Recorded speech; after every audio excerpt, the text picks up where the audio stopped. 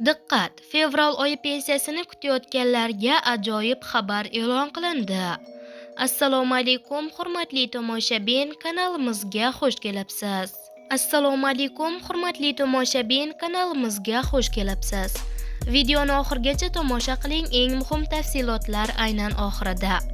Agar foydali bo'lsa, like bosing va kanalimizga obuna bo'ling. Shunda har kuni eng so'nggi rasmiy xabarlardan va so'nggi yangiliklardan birinchilardan bo'lib xabardor bo'lasiz. Diqqat qiling. O'zbekiston Respublikasi Pensiya jamg'armasi ma'lumotlariga ko'ra 2026-yil fevral oyi pensiya to'lovlari belgilangan tartib asosida amalga oshiriladi.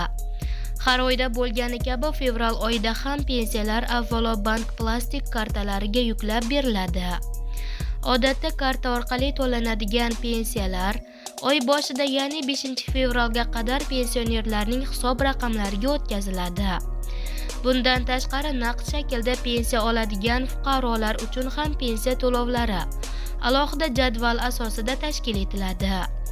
Pensiya jamg'armasi va Xalq banki hamkorligida naqd pensiyalar 4-fevraldan 27-fevralga qadar bosqichma-bosqich yetkazib beriladi. Bu jarayon hududlar bo'yicha tasdiqlangan grafik asosida amalga oshiriladi.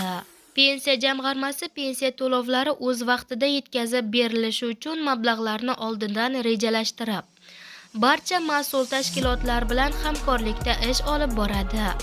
Shu sababli fevral oyida ham pensiyalarni kechiktirmasdan to'lash rejalashtirilgan. Agar siz pensiyani bank kartasi orqali olayotgan bo'lsangiz, mablag'ni oy boshidayoq ishlatish imkoniyatiga ega bo'lasiz. Naqd shaklda pensiya oluvchilarga esa pensiyalar yashash manzili yoki belgilangan punktlar orqali yetkazib beriladi. Pensionerlardan hududiy jadvalga e'tibor berish so'raladi.